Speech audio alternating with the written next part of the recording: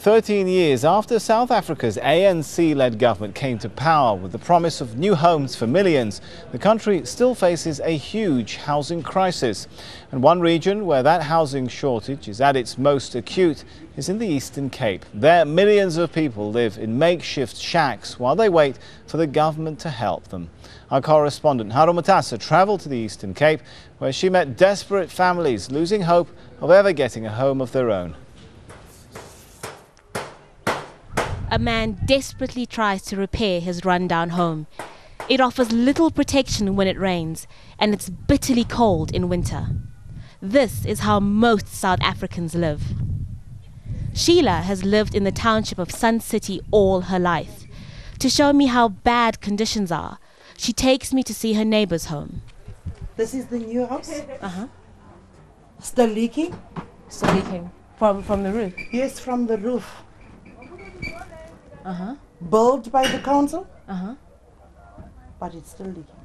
So it's just as bad as the other one? It's bad. How many people are sleeping in here? There are 5 inside here. 5 in this small room. They're using this shack as a bathroom, as a kitchen, as a lounge, as anything.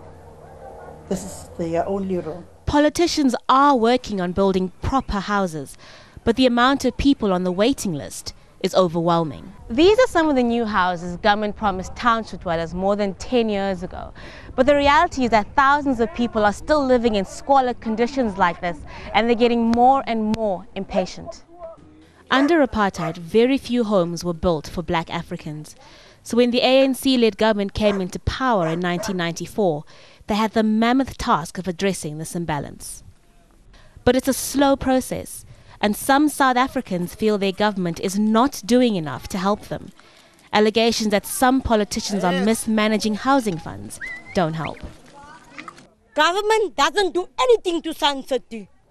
It's wrong what government done. While they can step on the ladder, they don't care for the people in Sun City. Yes, thank you. Government is asking people to be patient. If you are in a house, you cannot buy the furniture, the TV, the bedroom in a one time. So you must wait for your turn. But it's hard to ask someone to be patient when they live like this. Parents want to take their children out of this place. Their biggest fear is that their government will let them down, and that their children will spend their entire lives sleeping in corrugated steel shacks. Haru Mutasa, Al Jazeera, Eastern Cape, South Africa.